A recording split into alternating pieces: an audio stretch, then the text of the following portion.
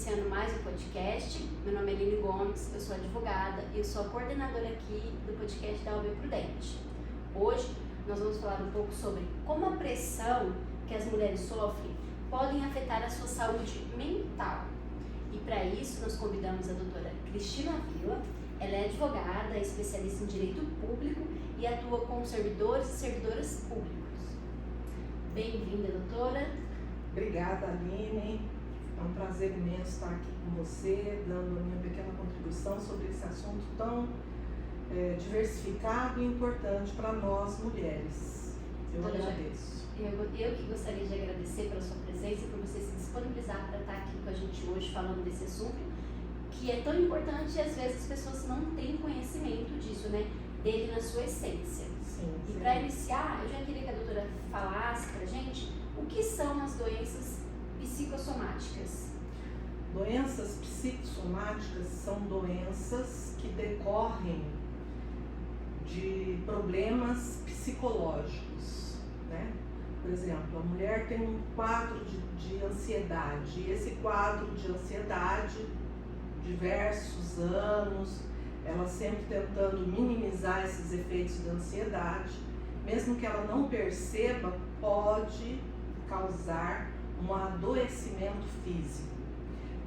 Psicossomáticas vem de duas palavras de origem grega, psique, que é psique, né, a nossa psique, os nossos sentimentos, o nosso inconsciente, e soma, que é o corpo.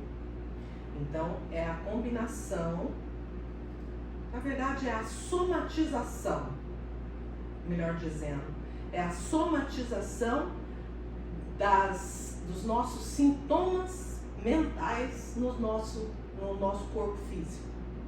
Ô, doutora, então, a pressão, o estresse que as mulheres sofrem pode desencadear, então, essas doenças? Sim, com toda certeza.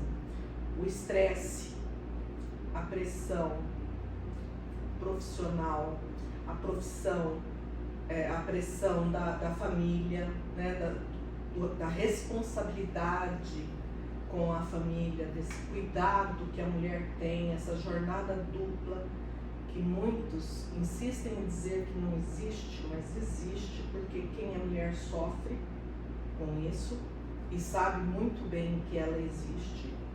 Muitas vezes a mulher é chefe de família, muitas vezes as mulheres não têm condições financeiras de ter uma retaguarda, uma ajuda em casa. Então ela trabalha fora, ela chega em casa, ela tem toda a demanda dos trabalhos domésticos, do cuidado com os filhos. Ela é mãe turista, né? Leva filho para lá, leva filho para cá, para dar uma condição melhor para os filhos. E tudo isso vai levando ao adoecimento da mulher. Teve uma pesquisa por uma ONG chamada ONG Think Olga, que após a pandemia houve um aumento, 45% das mulheres estão apresentando algum quadro de doença psíquica, ansiedade, depressão, algum quadro. Muito bem. Isso também foi constatado que a cada 10 mulheres, 6 estão com quadro de ansiedade. Então, para você ver, isso transforma praticamente em 60% do público, da população feminina com algum quadro de ansiedade. E isso vai ocasionando doenças psíquicas, doenças psicológicas, psicossomáticas e psicológicas. A ansiedade, a depressão, o estresse, ela vai internalizando esses problemas. Por mais que ela não tenha consciência de ter aquele problema e não ter procurado ajuda profissional, o corpo, com o passar do tempo, vai começando a apresentar sintomas físicos. Quais são esses sintomas físicos? Dores, problema de gastrite, problemas estomacais, problemas digestivos, fígado. Nosso fígado é muito sensível a um sentimento, que é o sentimento da raiva. Então, vai ocasionando dor. Um dos quadros que mais ataca as mulheres hoje é um quadro chamado fibromialgia. É uma doença autoimune, é uma dor crônica que muitas vezes os médicos, há uns anos atrás, não tratavam, porque achava que a mulher chegava no consultório: doutor, eu tenho dor. Dor aonde? Dor no corpo inteiro. Eu tenho dor. Ah, mas dor? Faz exame daqui, faz exame dali, um ortopedista, alguma coisa assim, um reumatologista. Mas a dor, ela é muito subjetiva, né? Me parece que tem uma pessoa aqui em Prudente, eu já tentei entrar em contato com ele para verificar qual seria o tipo de exame, porque se você procurar na internet, né, você vai ver como que é o corpo de uma pessoa que tem a fibromialgia. E as mulheres sofrem muito com a fibromialgia, que é uma doença psicossomática por definição, tá? Além disso, dessas doenças psicossomáticas ocasionarem problemas, elas não precisa ser só a fibromialgia. A fibromialgia foi um exemplo, né? Mas tem pessoas que o corpo ataca o estômago, aparelho digestivo. É bem comum, né? Isso. Nossa, eu tô estressada, aí a pessoa sente o estômago, né? Isso. Então isso seria uma doença até psicossomática. Problemas de ordem íntima. Tem mulheres que têm recidivas de alguns sintomas ginecológicos em decorrência de problemas psíquicos, né? Tem mais, está mais propensa a apresentar alguns problemas ginecológicos. Então, ataca o organismo. Cada pessoa, cada mulher vai reagir de uma forma frente ao sofrimento, né? E o sofrimento decorrente do estresse, da ansiedade, da pressão, dessa jornada dupla, muitas vezes de ser chefe de família, né? De ter uma responsabilidade muito grande no lar.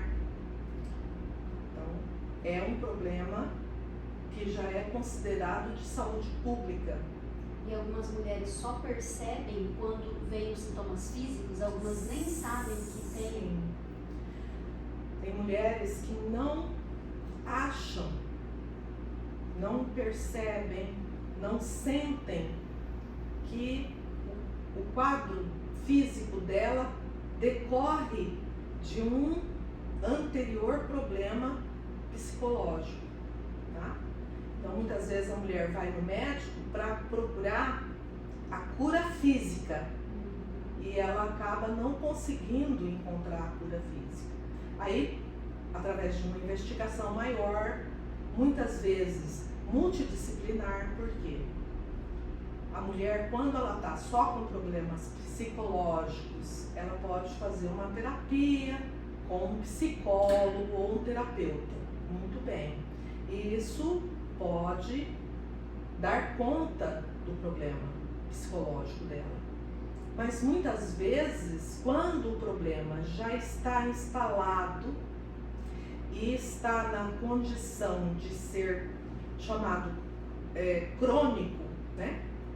Já está instalado um quadro de ansiedade de muitos anos que vai culminando com problemas físicos. Muito bem. Ela vai em busca de cura para o problema físico. Não encontra a cura para o problema físico. Porque muitas vezes esses problemas físicos não dá em exame, não é percebido nos exames, né? E aí ela fica sem saber o que fazer, sem ajuda. Nesses casos, quando o problema já é crônico, muitas vezes ela vai precisar de ajuda medicamentosa. né?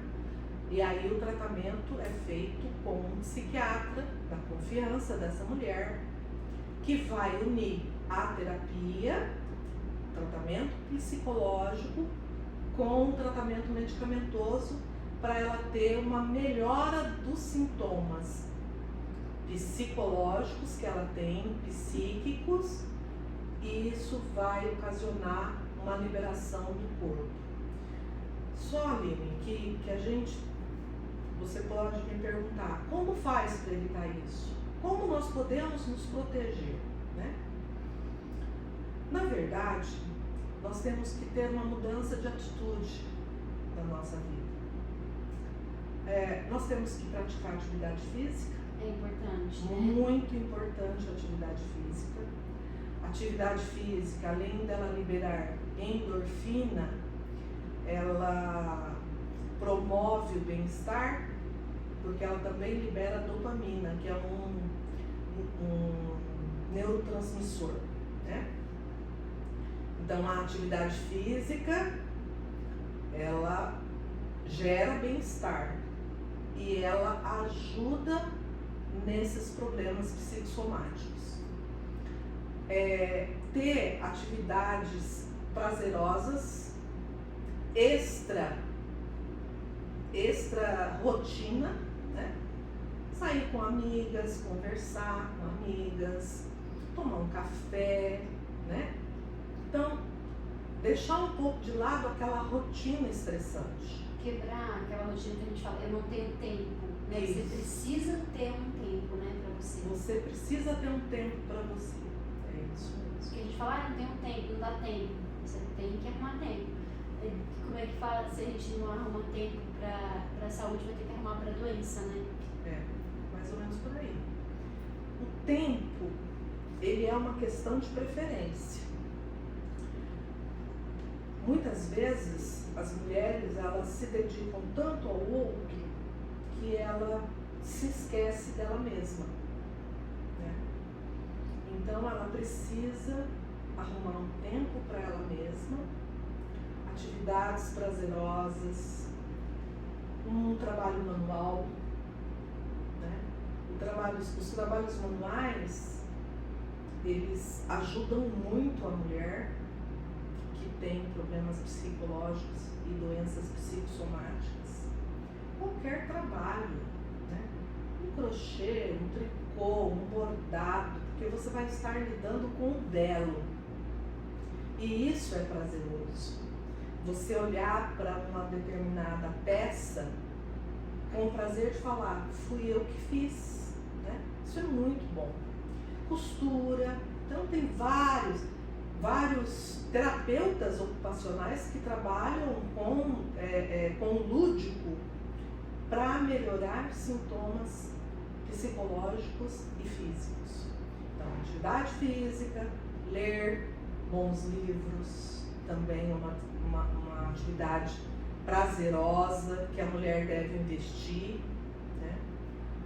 Senta lá, tá todo mundo assistindo televisão, não tem problema.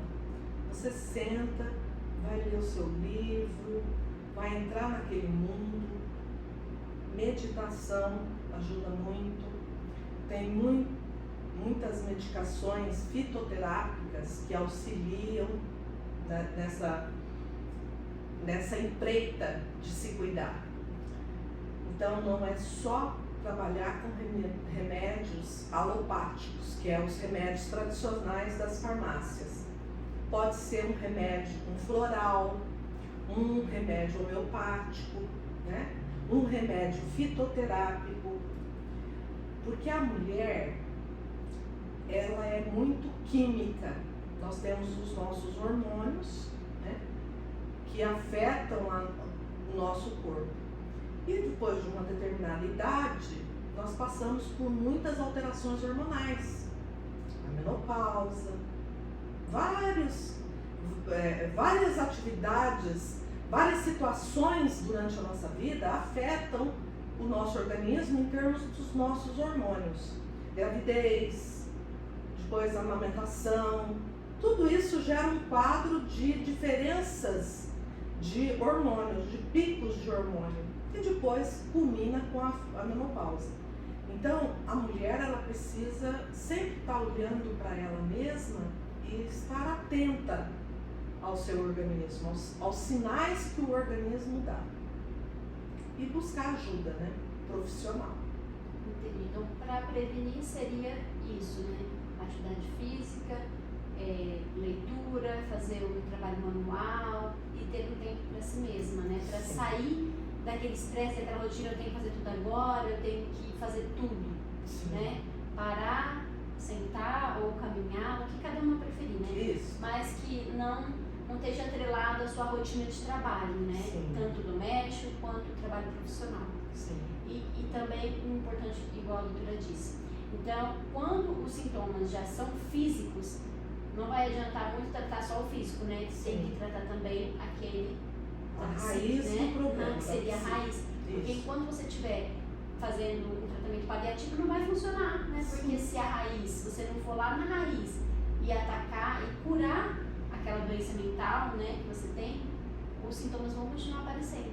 Sim, sem dúvida nenhuma. Nossa, isso é muito interessante, doutora. Muito obrigada por ter vindo aqui, porque hoje as mulheres, eu acho que muitas não veem, né, que tudo vem do estresse, da pressão, de toda essa correria do dia a dia, de você tentar se dividir em 10 para poder fazer tudo, toda essa carga que é colocada na mulher, né, então não percebe que às vezes você está só, quer dizer assim, porque aquilo físico está vindo da ansiedade, do estresse que você está passando. Da depressão, que muitas vezes a mulher não enxerga que ela está depressiva, né?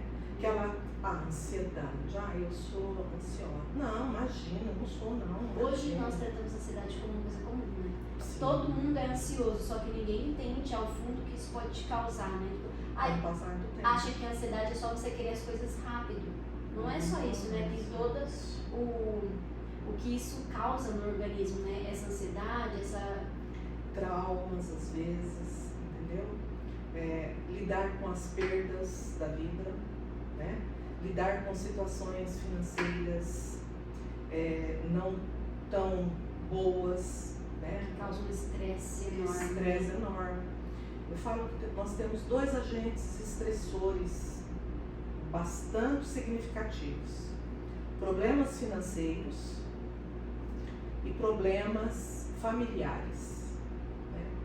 E a gente acaba vendo esses problemas quando a gente para conversar com pessoas, né, com outras mulheres. A gente vê que todas elas estão em graus diferentes sofrendo desses problemas. Então, às vezes lida com um doente na família, às vezes tem que lidar com os idosos da família, às vezes lida com problemas da escolaridade dos filhos, que afetam as mulheres demais, né? Hoje a gente sabe que as crianças também estão enfrentando muitos problemas, né? Então, todos esses problemas somados, internalizados no inconsciente muitas vezes, né, vão ocasionar problemas físicos. Doutora, então, só para finalizar, doutora, quer deixar um recado para as mulheres como fazer para evitar isso, apesar de a gente saber que é difícil evitar. A gente já falou aqui sobre fazer atividade física, né, ter um tempo para si mesma, mas assim, a doutora pessoalmente quer deixar um recado para as mulheres? Eu quero deixar um recado, sim. As mulheres, elas precisam descobrir e manter amor próprio. Elas têm que estar cuidando da autoestima para que elas não venham a adoecer mais. Então, meditar, praticar atividade física, ter atividades prazerosas e se amar muito. Não deixar que os outros joguem as suas frustrações em cima dela, né? Então a gente tem que ter esse autoconhecimento, e é um autoconhecimento. Conforme o tempo vai passando, ou conforme você vai trabalhando terapia e psíquico, você vai chegando ao ponto de você ter esse autoconhecimento. E eu vou deixar uma frase. Liberdade é quando o outro faça qualquer coisa e não te incomode mais. Aí nós seremos livres. Então veja que a liberdade pode ser conquistada por você, né? Por você mesma ter a capacidade de olhar para o outro estiver fazendo o que quer que seja e não tiver eco internamente. Nossa, doutora, muito obrigada. Foi assim, um podcast que eu achei extremamente importante, porque as mulheres precisam disso, precisam saber disso. E eu queria agradecer pessoalmente, porque também para mim foi muito engrandecedor, e agradecer a todos, né? Agradecer por todos que vão assistir. Muito obrigada mesmo, tá? Eu que agradeço a oportunidade, Aline. Obrigada. E assim nós encerramos